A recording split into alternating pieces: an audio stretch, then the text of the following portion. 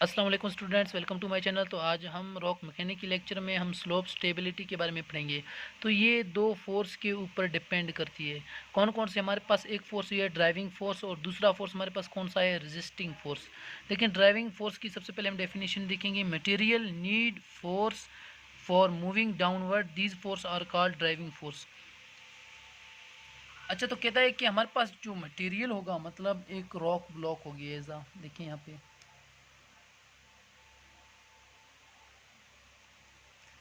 देखिए हमारे पास एक रॉक ब्लॉक होगी। इसको मूव करने के लिए क्या होगा कि क्या चीज़ ज़रूरत होगी? इसको मूव करने के लिए एक फोर्स की ज़रूरत होगी। उस फोर्स को क्या करेंगे हम? Driving force. वो फोर्स जो हमारे रॉक ब्लॉक को मूव करने के लिए हेल्प करती है, मूव करने के लिए, तो उसको हम क्या करते हैं? Driving force. और ये हमारे पास क्या हो गया? Driving force. ड्राइविंग फोर्स कौन सा होता है हमारे पास? ड्राइविंग फोर्स वो फोर्स होती है जब हमारे पास एक ब्लॉक होती है, एक रॉक या एक कोई भी ब्लॉक या कोई भी मटेरियल हमारे पास मूव करे, उसको मूव करवाने के लिए हमारे पास जो फोर्स की ज़रूरत होती है उसको क्या कहते हैं? Driving force. Driving force. उसके बाद हमारे पास आ रही है resisting force. When material move to downward, the reaction force of driving force are called resisting force. कहता है कि मतलब यहाँ पे कहते हैं रिएक्शन फोर्स किस तरह? देखिए न्यूटन का लॉ है, एक्शन एंड रिएक्शन। अच्छा, आप लोगों को पता है न्यूटन का लॉ क्या है? कोई भी चीज़ जो एक्शन करे उसका रिएक्शन मतलब एक फोर्स आ जाती है। अगर मतलब किस तरह देखें, ये जो हमारे पास ड्राइविंग फोर्स होती है ये हमारे पास क्या होती है? एक्शन करता है। तो ज़ाहिर ही बात है इसके अपोजिट एक और फोर्स क्रिएट होगी जो इसको रेजिस्ट करेगी, रोकेगी। उसको हम क्या करेंगे? उसको हम क्या कहेंगे? Resisting force. Resisting force.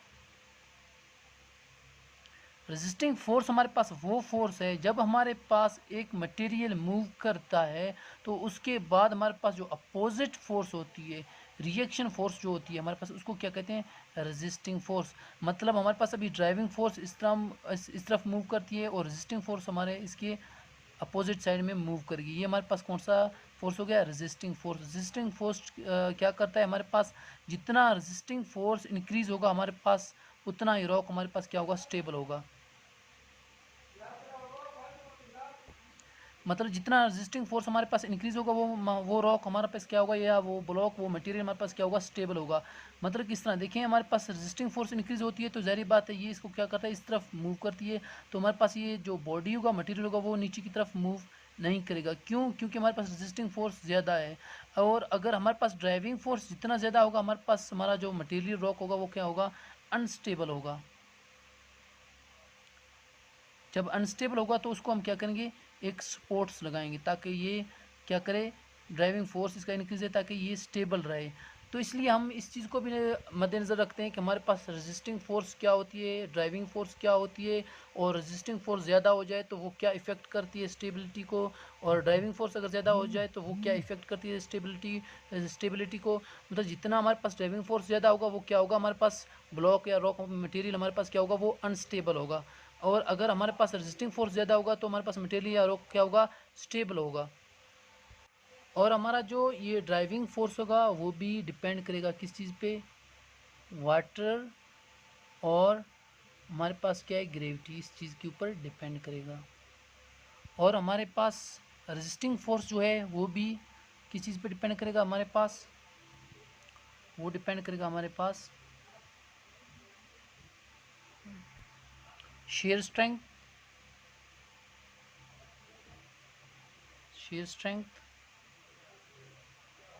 और हमारे पास किस चीज़ पे डिपेंड करेगा? Chemical weathering. Chemical weathering.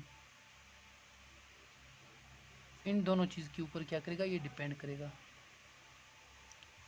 तो हमारे पास ड्राइविंग फोर्स किस चीज़ के ऊपर डिपेंड करती है? वाटर और ग्रेविटी के ऊपर। और रेजिस्टिंग फोर्स किस चीज़ के ऊपर डिपेंड करती है? Share strength. और हमारे पास केमिकल वेदरिंग के ऊपर डिपेंड करती है। और हमारा जो फैक्टर ऑफ सेफ्टी है वो भी इस चीज़ के ऊपर डिपेंड करती है। मतलब किस चीज़ का? रेशो किस चीज़ का? Factor of factor of safety जो है हमारा,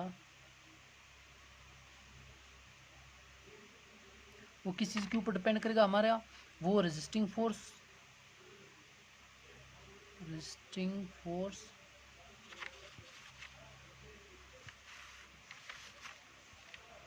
resisting force divided by driving force. मतलब इन दोनों की रेशो को हम क्या कहते हैं, फैक्टर ऑफ सेफ्टी। तो फैक्टर ऑफ सेफ्टी भी इन चीज़ों के ऊपर डिपेंड करती है, रेजिस्टिंग फोर्स और ड्राइविंग फोर्स। इनकी वैल्यू क्या करेंगे, हम यहाँ पे पुट करेंगे, रेजिस्टिंग फोर्स की वैल्यू पुट करेंगे, उसके बाद हम ड्राइविंग फोर्स पुट करेंगे, उसके बाद हम क्या निकालेंगे, फैक्टर ऑफ सेफ्टी निकालेंगे। और एक बात याद रखना, जितना मतलब फैक्टर ऑफ सेफ्टी की वैल्यू अगर 1 से क्या हो, ग्रेटर हो, तो हमारे पास जो मटेरियल होगा वो सेफ होगा।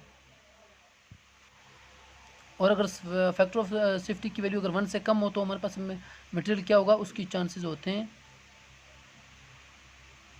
उसकी चांसेस होते हैं और वो अनसेफ होता है, वो अनसेफ होता है किस चीज़ में, चांसेस होते हैं फेलियर के, चांसेस ऑफ फेलियर, और वो क्या होता है, अनसेफ होता है। मतलब हमारे पास अगर फैक्टर ऑफ सेफ्टी की वैल्यू 1 से ग्रेटर होगा तो हमारे पास क्या होगा, मटेरियल हमारे पास क्या होगा, सेफ होगा, उनके चांसेस ऑफ फेलियर के कम होते हैं।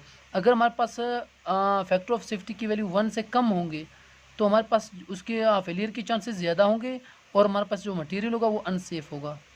मतलब हम फैक्टर ऑफ सेफ्टी निकालेंगे, उसके बाद हम क्या करते हैं, हम देखते हैं कि हमारे पास मटेरियल किस टाइप का है, हमारे पास जो मटेरियल है वो अनसेफ है, तो हम क्या करते हैं, सपोर्ट उसके मुताबिक हम यूज़ करते हैं। तो सपोर्ट उसके मुताबिक हम यूज़ करते हैं। अगर हमारे पास फैक्टर ऑफ सेफ्टी का मतलब ग्रेटर होगा तो हम क्या करेंगे, सपोर्ट यूज़ नहीं करते हैं, क्योंकि वो मटेरियल हमारे पास क्या होगा, सेफ होगा। तो हमारे पास फैक्टर ऑफ सेफ्टी किस चीज़ के ऊपर डिपेंड करती है, ड्राइविंग फोर्स और रेजिस्टिंग फोर्स के ऊपर डिपेंड करती है।